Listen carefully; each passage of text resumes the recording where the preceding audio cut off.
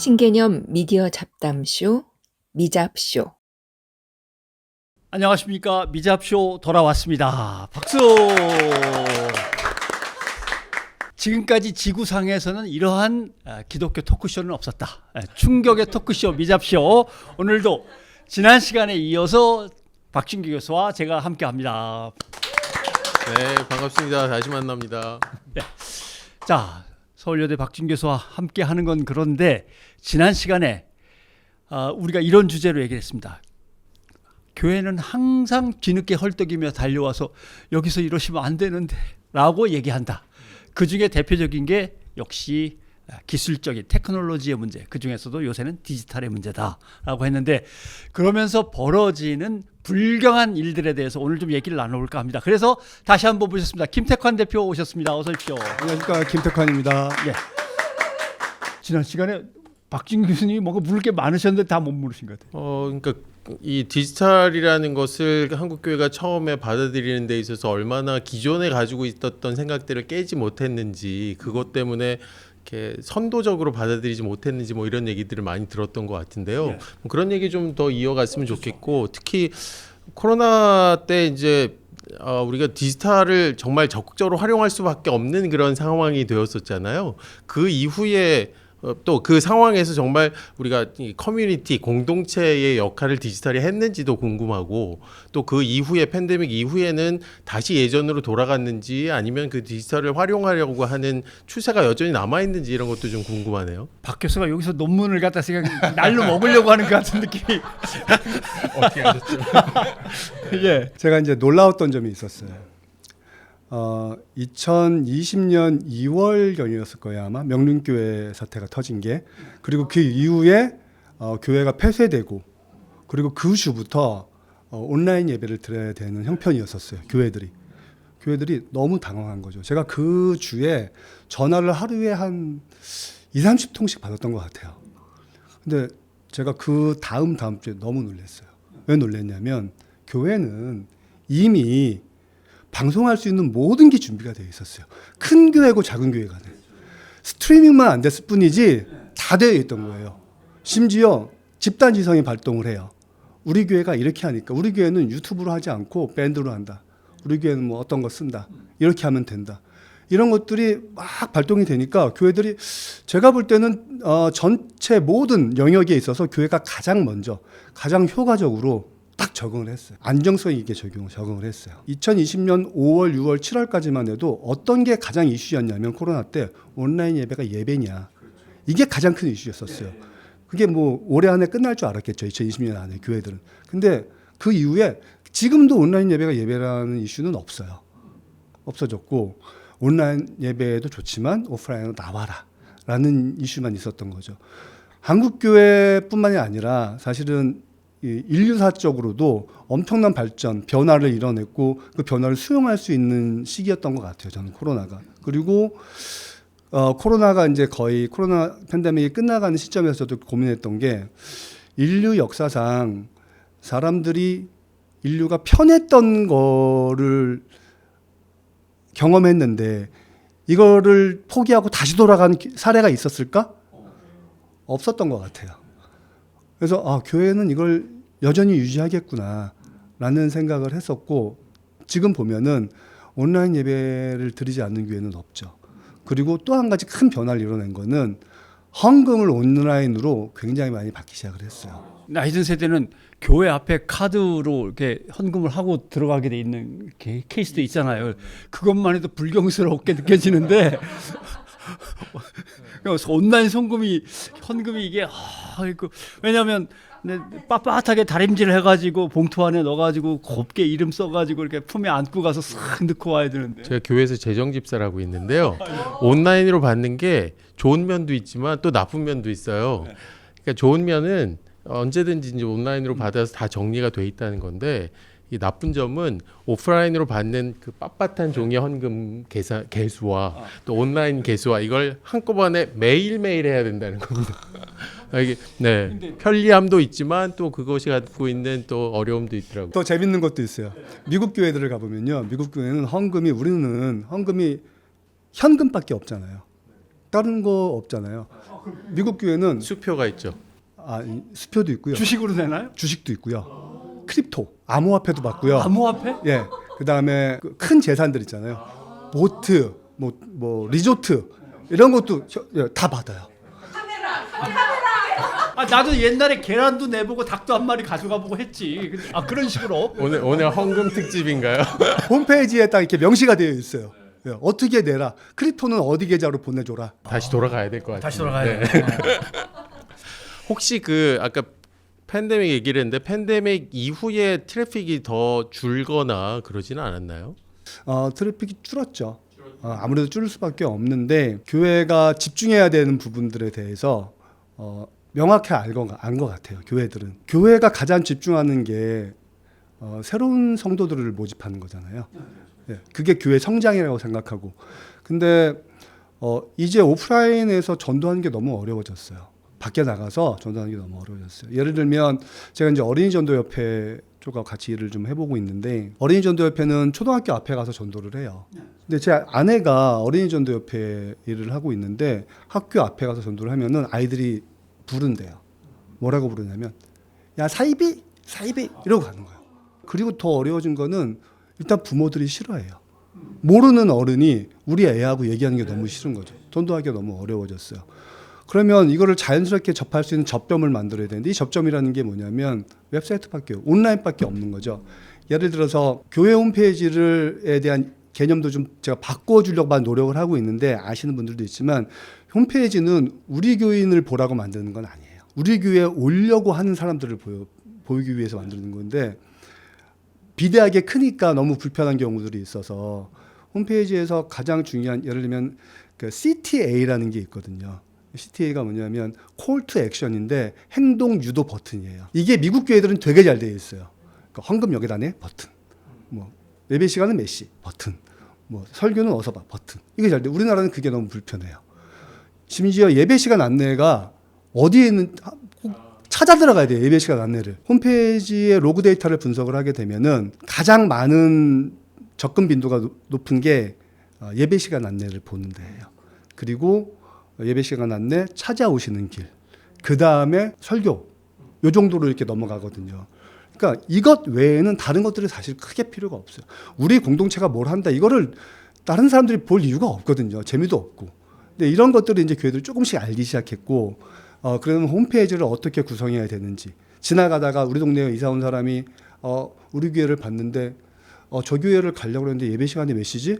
뭐 설교가 어떻지? 담임 목사는 어떤 사람인 거지? 이런 걸 볼 수 있는 정보로 구성을 해놓고 이런 식으로 좀 바뀌고 있는 거죠. 정보 자체가. 이런 식으로 바뀌고 있어요. 이렇게 바뀌어야 해요라고 교회에다 얘기를 하면 교회가 바로바로 인지하고 그걸 받아들일 수 있는 능력이 부족한가요? 그게 재밌는 게요.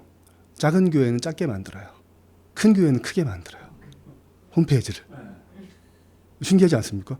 그게 웹은 사실은 똑같거든요. 그래서 왜 사람들이 처음 온 사람들이 홈페이지의 이미지와 교회의 이미지를 동일시하는 경향이 있어요. 홈페이지가 잘 꾸며져 있고 예쁘고 디자인이 잘 되어 있으면 이 교회가 예쁘고 밝고 좋겠구나라는 이미지를 갖고 그 교회를 가게 되어 있고 아무리 좀 큰 교회도 홈페이지가 이상하고 막 20%에서 안 돌아가고 막 이러면은 이 교회는 좀 오래된 교회가 안 가는 경향이 있거든요. 그런데 큰 교회들은 지나치게 크게 만들어요. 굳이 그러지 않아도. 왜 옛날에 2000년대 초반에 예산이 많으니까. 예, 네. 모든 공공기관, 모든 대기업들이 다 뉴스를 넣었었어요. 거기서 누가 뉴스를 본다고 포털 지향을 했었거든요. 근데 지금은 안 그렇죠. 딱 자기네가 하는 일들만 탁탁탁 넣고 이렇게 오리엔티드 되어 있는데 안 그렇게 되어 있는 거죠. 그래서 그런 경향들이 좀 있어요. 큰 교회는 크게, 작은 교회는 작게.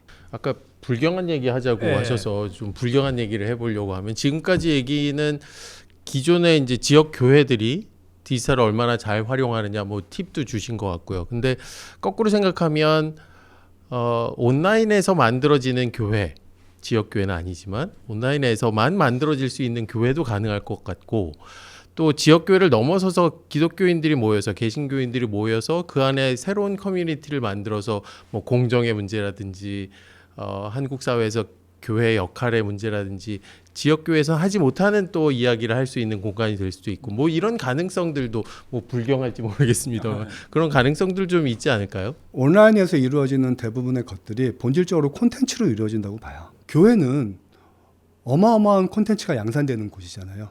매주 주보가 나가고 설교 적어도 3개, 4개씩 나오고 주일 예배 맨날 율동 어마어마하게 나오거든요. 문제는 콘텐츠가 다 똑같아요. 유튜브에 있는 콘텐츠 중에 한 8, 90%는 설교예요. 네. 나머지는 음악. 2개밖에 없어요. 2개밖에 없고 심지어는 서로 다르지 않아요. 콘텐츠라는 게 다양성이 있어야 되는데 똑같은 콘텐츠만 난무하는 거죠. 재작년에 챗GPT가 나오고 작년 2월에 테드 창이 이런 말을 했거든요. AI가 쏟아내는 콘텐츠는 마치 흐릿한 JPG 파일과 같다.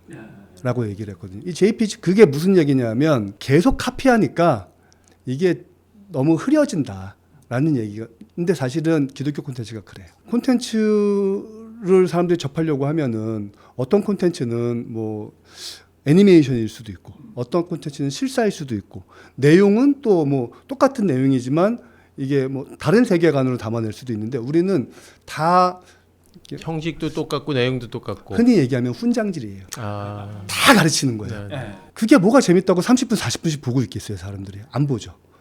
그리고 음악도 마찬가지예요. 그래서 제가 조사를 한번 해봤어요.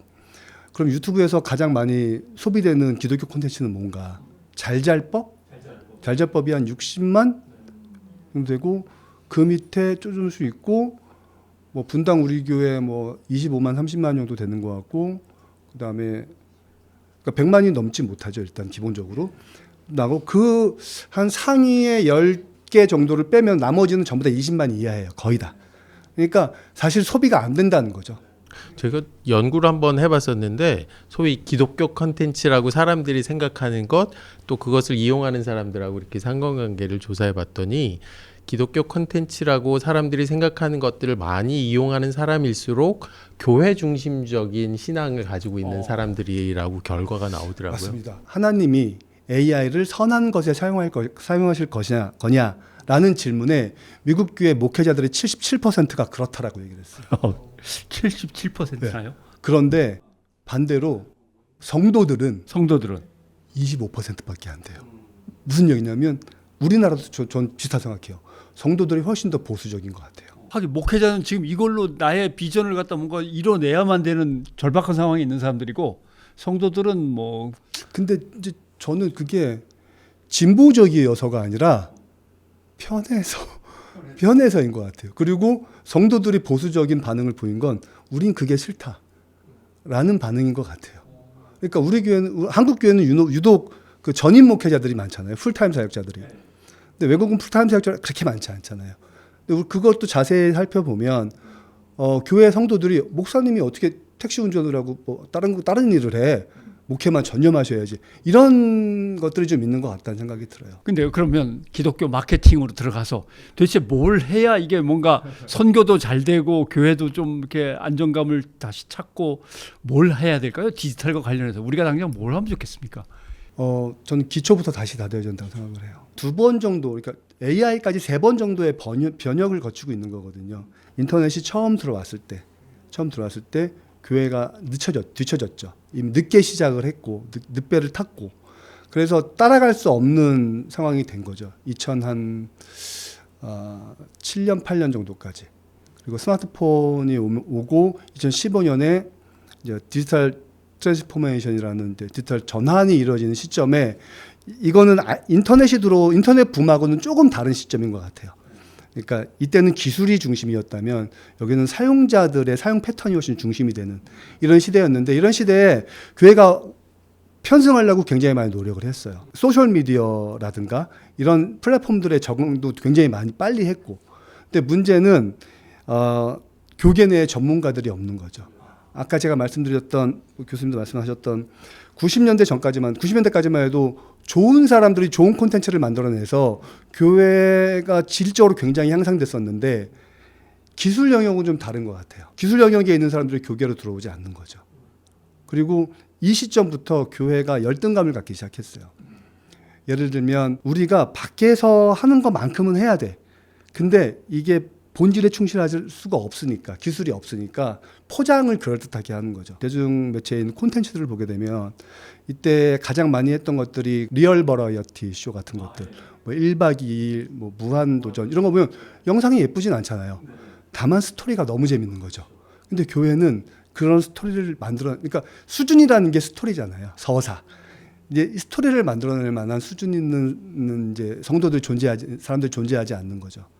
대신 이거를 그럴듯하게 기술적으로 포장하는 거. 왜냐하면은 소프트웨어들이 잘 만들어 주니까. 그래서 기독교 영상들이나 콘텐츠를 보게 되면 포장은 비슷한데 들어서 내용을 보면 볼 게 없는 것들이 너무 많은 거죠. 이런 쪽에 좀 선진화되어 있는 데들은 전문가들이 있어요. 교회에 전문가들이 있어요. 이런 사람들이 전문적인 의견들을 낼 수 있는 창구가 좀 필요하다고 좀 보여요. 예를 들면 교회에서 홈페이지를 만들거나 교회에서 IT 프로젝트를 진행하는 경우들이 있거든요. 그때 그 프로젝트를 진행하는 그 프로젝트 매니저가 목사님이에요. IT를 전혀 모르는. 방향을 못 잡는데 뒤에서 그런 소프트웨어를 만들어줄 수 있는 사람들이 없거든요. 그러니까 이런 전문가들의 의견을 수용할 수 있고 전문가들이 활동할 수 있는 창구가 열려져야 되고, 첫 번째는. 두 번째는 열려져 있으면은 실제로 그 부분에 대해서 상위 집단에서 지원해 줄 수 있는 지원책들이, 그러니까 재원을 지원해 줄 수 있는 지원책들이 마련되어 있어야 돼요. 그리고 또 한 가지는 이제 다음 세대를 위한 것들. 한국교회가 한 10여 년 동안 다음 세대가 화두였잖아요. 뭐 다 다음 세대 붙여놓는데 실제로 다음 세대를 들여다보면 다음 세대의 전임 사역자는 아직도 막내 전도사가 하고 있고, 예산은 전년과 동일하고, 선생님들은 항상 부족해요. 관심이 없는 거죠. 사실은 표어만 있는 거죠. 이 다음 세대들이 활동할 수 있고 다음 세대를 키워낼 수 있는 구조적인 환경이 만들어져야 된다고 저는 생각을 하고요. 그게 아마 굉장히 오래 걸릴 거라고 저는 생각을 하고 있습니다. 지금 되게 중요한 말씀들, 또 교회를 위한 제언이신데 그걸 조금 일상적인 수준으로 이렇게 바꿔서 얘기해 보면 제일 쉬운 방법은 지금 교회에 있는 청년들, 젊은 세대에게 자기들 하고 싶은 얘기, 자기들이 만들어낼 수 있는 것, 뭐 그런 것들이 결국은 컨텐츠가 되고 기존에 나와 있던 기독교 컨텐츠와의 차별점이 분명하게 만들어질 것 같아서 그들을 더 이상 이렇게 부자연스럽게 만들지 않고 할 수 있는 말 하도록 만들어주고 그들에게 더 북돋아주면 제일 쉽게 되지 않을까, 그런 생각을 해보네요. 말씀을 듣고 보니까 각각의 주체들이 동시에 나서는 뭔가 계기가 있어야 될 것 같아요. 왜냐하면 교회들이 겪는 어려움, 그걸 갖다가 총회가 받아가지고 분석을 한 다음에 다시 신학대학으로 보내서 신학대학에 어떤 과와 어떤 커리큘럼들이 만들어져야 되고, 이걸 다시 거기서 나온 사람들이 교회 안에 들어가서 다시 그 위에 상위 세대하고 연결되면서 어떤 일들을 하고 그걸 또 어떻게 밀어줄까. 큰 변혁의 작업이 필요하군요. 몇 년 전부터 이슈가 됐던 키워드가 목회자 이중직이에요. 제가 이제 충격을 좀 받았던 일이 있었거든요. 2016년인가 17년에 아침에 이제 눈 뜨고 스마트폰으로 기사를 보고 있는데 그 합동축에 있는 학교에 한 구약학 교수였던 것 같아요. 그분이 겨울이었거든요. 그분이 사고로 사망했어요. 사망한 이유가 덤프 트럭을 몰다가 사고가 나 죽은 거예요. 그러니까 겸임이나 또는 뭐 이렇게 강사였던 것 같아요. 프랑스에서 공부를 하고 오신 분인데 이분이 생계가 안 되니까 방학 때는 덤프 트럭을 모는 파트타임 잡을 했던 것 같아요. 죽었어요. 그걸 보면서 목회자들이 실제로 목회자의 삶이 경제적으로 녹록치 않잖아요. 그러면은 그런 일들을 할 수 있는 상황들을 만들어줘야 되는데 실제로 이중직을 하는 사람 어떤 일을 하나 보면은 택시 운전하고 대리 운전하고 뭐 몸으로 하는 일밖에 사실 별게 없는 거예요. 다 그렇진 않지만. 그래서 이런 분들한테 뭐가 좋을까라는 고민을 했었거든요. 그래서 저희가 했던 일들이 뭐 요양보호시설 창업스쿨 이런 것도 했었고 뭐 영상 미디어 아카데미도 했었는데 그러다 보니까 무슨 생각을 했냐면 이게 선교 자체도 공학이 접목돼야겠다라는 생각을 한 거죠. 그래서 선교 공학이라는 게 필요하다. 실제로 공학이라는 게 어려운 것, 불편한 것을 해소해야겠다라는 데서 시작을 하잖아요. 근데 선교 영역에서는 공학이 절대적으로 필요한 거죠. 근데 신학교를 보면은 신학교를 요즘에는 신학교 가는 친구들도 없지만 그 신대원까지 갔음에도 불구하고 신학을 안 하는 사람들이 너무 많아요. 목회를 안 하는 사람들이 너무 많죠. 이 친구들이 그냥 직장인 되는 거죠. 그러니까 신대원 나오면 직장인, 신학교 나오면 직장인. 선교공학은 선교는 선교대로 배우고 선교에 쓸 수 있게 프로그래밍 언어를 배우는 거예요, 그냥. 그리고 하드웨어를 배우고. 그러면은 이 사람들이 사회인으로, 그러니까 신학교를 나와서 사회에 나가서 사회인으로 적응할 수 있고 프로그램 잘하면 그냥 프로그램 하면 되거든요. 그리고 내가 목회를 하면은 IT라는 직업의 특징이 재택이 가능해요. 원격으로 집에서 할 수 있어요. 실제로 그런 친구들이 많이 있고요. 이런 것들이 필요하다라는 생각이 이렇게 되면은 사실 목회의 질도 올라가고 목회자의 삶의 질도 올라가고 뭐 이렇게 된다고 저는 생각을 하고 있어요. 디지털 얘기하다 보니까 한국 교회의 여러 어떤 문제들도 나오고 이중직의 어떤 솔루션도 나오고 굉장히 많은 얘기를 하게 되네요. 알겠습니다. 마지막 말씀을 듣고 보니까 생각나는 게 결국은 관계성, 누구하고 누가 관계를 맺게 된다라고 하는 것은 기독교의 본질이에요. 교회라고 하는 단어 자체도 그렇고 구원이라고 하는 것도 우리와 하나님과의 관계고 삼위일체도 그렇고 결국 관계성이라고 하는 걸 볼 때 관계가 맺어지는 어떤 테크놀로지나 새로운 시류라든가 트렌드가 있다면 그건 교회가 대단히 중요하게 생각하고 달려들어야 되는 거죠. 그다음에 이제 좀 이렇게 아날로그 세대에서 문제가 됐던 것이 진하게 만나는 감동적인 만남 이렇게 늘 한국 교회 안에서의 만남을 생각했는데 어떤 신학자가 지적했던 게 강한 유대와 약한 유대 다 필요하고 약한 유대가 오히려 교회를 지탱하는 힘일 수도 있다. 강한 유대는 뭐 특별한 일을 하려면 필요할 수 있겠지만 그러니까 만약에 온라인이나 디지털을 통해서 약한 유대가 넓게 퍼져나갈 수 있다면 교회가 엄청나게 중요시 생각하면서 달려들어야 되는데 뭔지 잘 모르니까 무서워. 아무튼 이것부터 시작해서 경계심을 깨고 두려움을 깨고 앞으로 나아가야겠다. 자주 모셔야겠습니다. 이거 AI하고 챗봇 이런 얘기는 거의 못했어요. 이게 또 앞으로 어떻게 될지도 되게 궁금했는데. 그렇죠. 그것도 핫 이슈죠. 예. 나중에 또 모셔서 그 얘기는 또 듣도록 하겠습니다. 자, 그동안 두 번에 걸쳐서 고맙습니다. 김 대표님. 감사합니다. 감사합니다. 고맙습니다.